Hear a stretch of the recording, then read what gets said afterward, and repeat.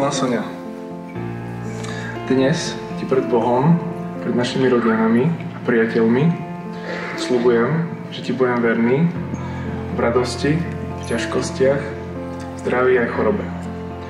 Si pre mňa nielen mojou láskou, ale aj najlepším kamarátom, s ktorým sa môžem smiať, plakať a zažívať dobré dobrodružstvo.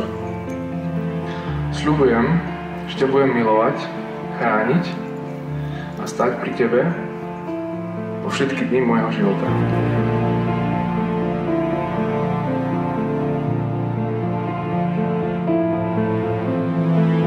Prajem ti, Soni, aby si našla v sebe citlivosť pre život.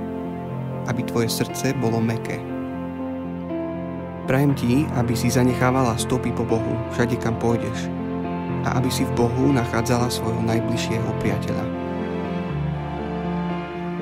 Pamätaj, že srdce ženy musí byť tak skryté v Bohu, že jej muž musí najprv hľadať Boha, aby mohol nájsť ju. Keď vám niekedy bude ťažko a budete sa cítiť byť sami, pamätajte, že skutočná láska nikdy nie je premárnená, pretože jej hodnota nespočíva vo vzájomnosti. Jakub, beriem si ťa ako svojho najlepšieho priateľa za muža. Sľubujem, že sa budem snažiť byť tou najlepšou ženou pre teba. Budem si ťa vážiť, milovať ťa, budem ti oporou a podporou zároveň. Budem sa o teba zaujímať a starať. Chcem byť pre teba ženou, ktorá vytvára teplo domova. Toužím potom, aby si sa ku mne domov vracal rád. Sľubujem, že ťa budem milovať v dobrom aj v zlom, v chorobe aj v zdraví, v bohatstve aj v chudobe. Sľubujem ti vernosť a to všetko tak dlho, kým budem žiť.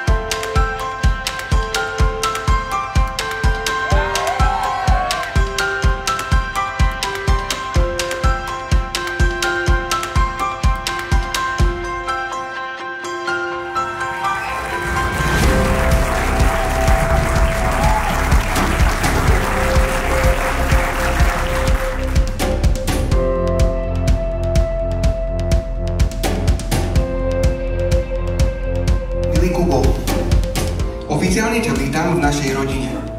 Neviem, či vieš, ale na Messengeri existuje tajná rodinná skupina. A nie, ty tam zatiaľ nie si, ale neboj sa, ani ja tam nie som. A my dvaja tam ani nikdy nebudeme, lebo my nie sme čistokrvní jazdovci.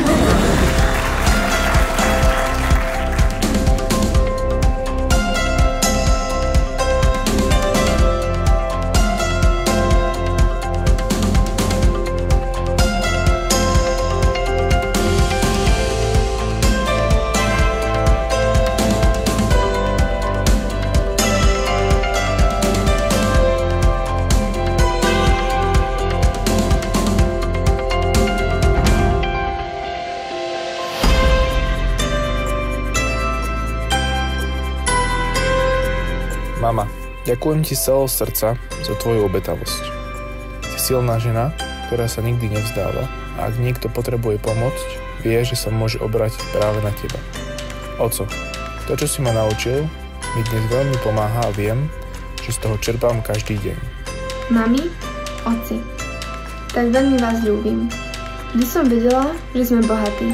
Nie preto, že by sme mali veľa peňazí, ale preto, že máme jeden druhého.